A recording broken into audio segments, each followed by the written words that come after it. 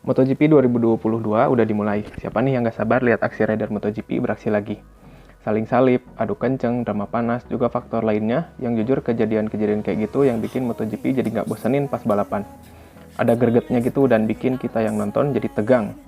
Tapi kita tetap berharap para rider ini mengedepankan safety dan sportivitasnya. Gak saling ngebahayain. Karena MotoGP ini kenceng banget, nyawa taruhannya. Jadi nggak bisa tuh para rider seenaknya nyalip yang bikin bahaya para rivalnya. Oke lanjut, MotoGP musim 2022 ini istimewa banget. Bener-bener istimewa, apalagi buat fans MotoGP di Indonesia. Kalian tahu? Pasti udah pada tahu lah ya. Indonesia kembali jadi tuan rumah MotoGP setelah terakhir tahun 98 sirkuit Sentul Bogor jadi tuan rumah balapan motor kasta tertinggi ini. Lama banget gitu Indonesia puasa jadi tuan rumah MotoGP. Orang Indonesia khususnya fans MotoGP kayak nunggu-nunggu banget momen ini lagi.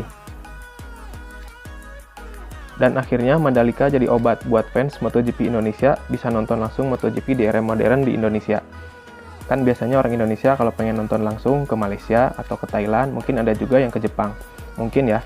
Dan adanya sirkuit Mandalika ini bisa bikin gampang fans MotoGP di kita nonton langsung ke sirkuit.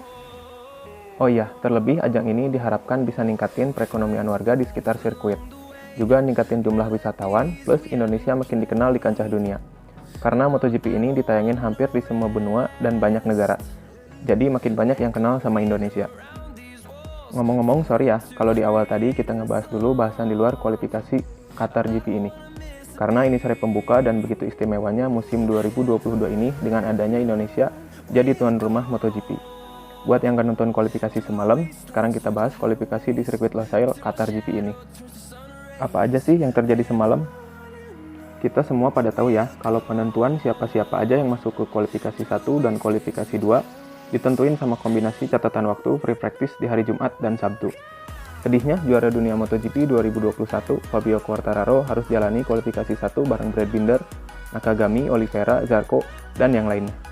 Tapi nggak apa-apa, karena dia bisa langsung jadi yang tercepat dengan catatan waktu 1 menit 53,654 detik. Kalau mental juara, beda ya. Bisa langsung kenceng banget.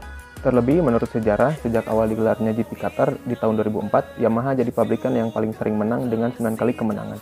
Hebat. Lalu ada Johan Zarco tercepat kedua dengan catatan waktu 1 menit 53,780 detik.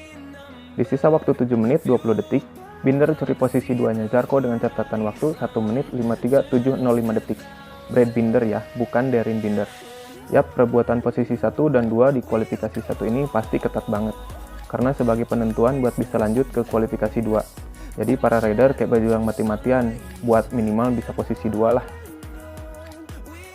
Di last flying lap, Binder memperbaiki catatan waktunya menjadi 1 menit 53,512 detik.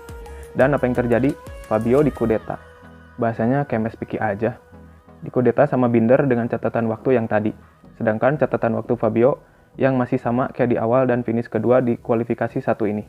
Jadi Binder dan Fabio berhak gabung di kualifikasi 2. Lanjut di kualifikasi 2 ada Alex Rins, ada Marc Marquez, ada Mir, Martin, Bastianini, Pol Espargaro, dan termasuk Alex Espargaro. Rider Aprilia ini cukup konsisten ada di barisan tengah, bahkan di depan sejak musim 2021. Impresif banget gitu, kayak Aprilia benar-benar ada kemajuan. Di awal-awal, ini yang bikin kita deg-degan. Marquez slipstream ke Mir dan hampir ya, nabrak Mir dari belakang. Tipis banget, gile tuh Mark. Kalau nabrak kayaknya bisa jadi tabrakan gede. Mana di main straight lagi. Tapi untungnya Mark bukan pembalap biasa. Dia cerdas banget dalam perhitungan saat nunggangin motor. Jadi ya Marc Marquez nih jago banget deh. Di sisa waktu kualifikasi 9 menit lagi, Marquez jadi yang paling kencang pertama dengan catatan waktu 1 menit 53,566 detik. Gak lama kemudian, Miller jadi yang paling kencang dengan catatan waktu 1 menit 53,411 detik.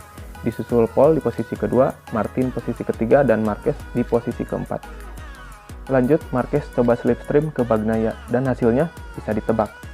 Mark curi lagi posisi 1 dari Miller dengan catatan waktu 1 menit 53,283 detik. Dan Bagnaia ada di posisi 2 dengan waktu 1 menit 53,411 detik. Marquez tuh hebat banget ya, dia pasti push on the limit sebelum dia dapetin hasil terbaik.